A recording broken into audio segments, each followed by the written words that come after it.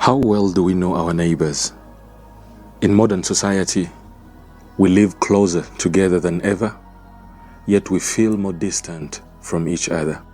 The Prophet Muhammad sallallahu alaihi wasallam taught that a true believer is not just someone who worships, he is someone who cares for his neighbors.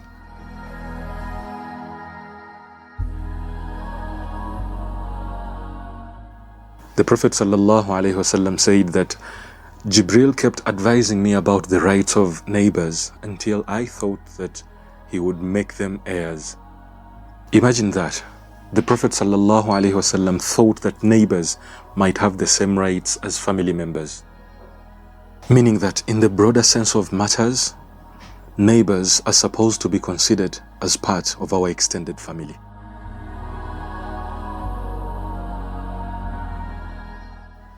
In Islam, a neighbor is not just the person next door. Actually, scholars say that a neighbor includes up to 40 houses in all directions.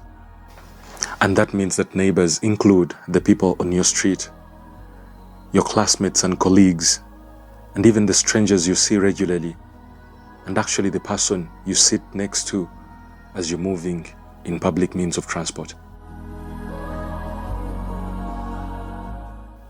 The Prophet ﷺ also made our treatment of neighbors as a measure of true faith.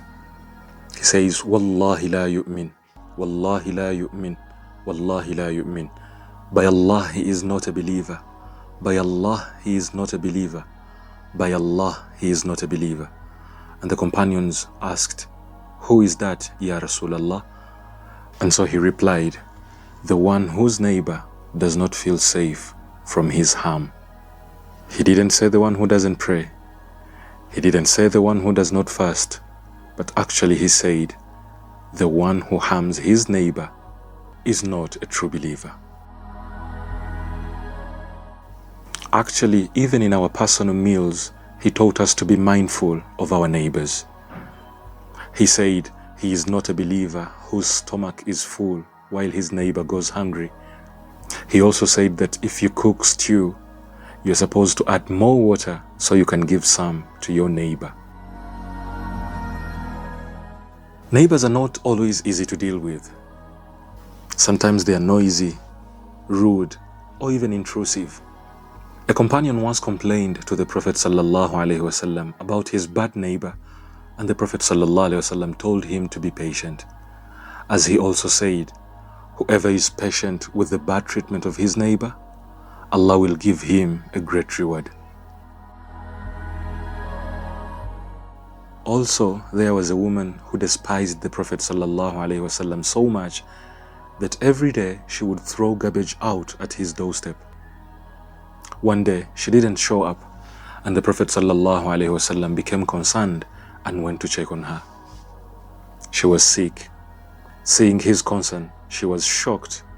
That kindness touched her heart, and she accepted Islam.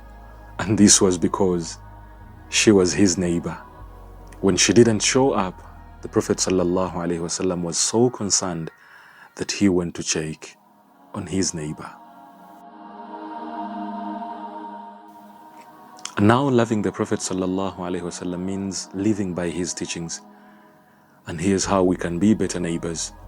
A simple Assalamu alaikum or hello can build a connection. Check on them in times of need, illness, loss, or difficulty. Be there for them. Even a small plate of fruit or a meal can strengthen the bonds, and so share food with them. Respect the rights of your neighbors and avoid disturbing them, even when they don't do the same for you. And also pray for them. Ask Allah to bless them. Ask Allah to guide them, whether they are Muslim or not. And the Prophet ﷺ was not just the best worshipper, he was the best neighbor. He never harmed those around him. He always checked on them. He stood for their rights. And loving the Prophet Muhammad ﷺ means living like him. And that begins right outside of your door, your neighbors. Not treating them like they treat you, but treating them like the Prophet ﷺ treated them.